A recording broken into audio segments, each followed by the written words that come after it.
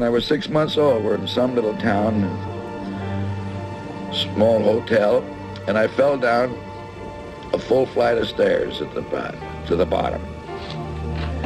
They come running up. I sat up and just shook my head and shook it off and didn't cry. So they knew I wasn't hurt.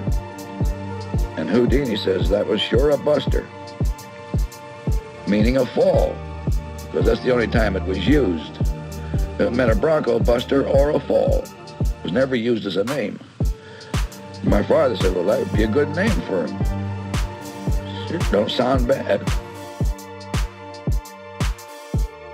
Now, I was born with the Keaton Houdini Medicine Show Company on a one-night stand in Kansas.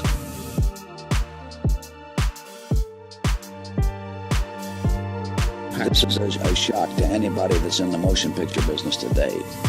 I mean, you're veterans of the pictures of the last 25 years or so that didn't know the silent days. A feature-length picture, neither Chaplin, Harold Lloyd, or myself ever had a script. That sounds impossible to anybody today in the picture business. We never even thought of writing a script. We didn't need to. By the time we had talked and worked out what we thought was a picture, for instance, we always got a start. People always come up with a start. So that's funny. That's a good start.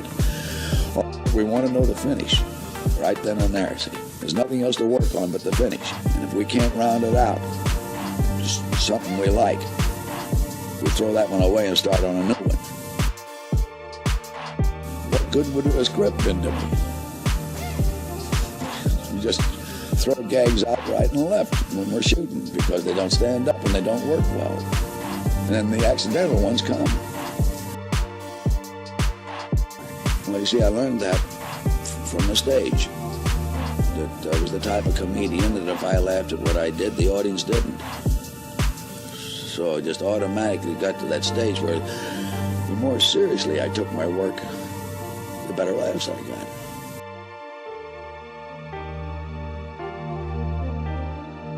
Well, my old man was an eccentric comic, and as soon as I could take care of myself at all on my feet, he had slap shoes on me and big baggy pants, and then just start doing gags with me, and especially kicking me clean across the stage or take me by the back of the neck and throw me.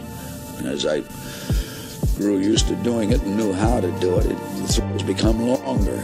By the time I got up to around 7 and 8 years old, we were called the roughest actors ever in the history of the stage.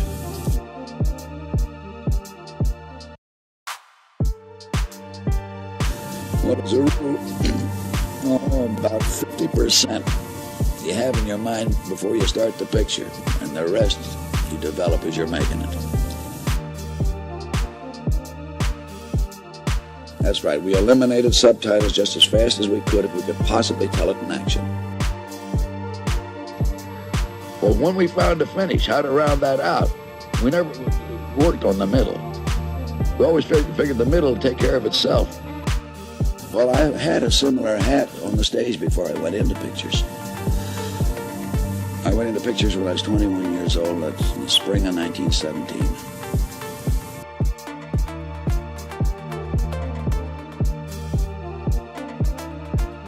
I went into pictures with Roscoe Arbuckle. I mean, his pictures are the first ones I appeared in. And I'd only been with him a short time, and he says, here's something you want to bear in mind, that the average mind of the motion picture audience is 12 years old. It's a 12-year-old mind. Sure entertaining.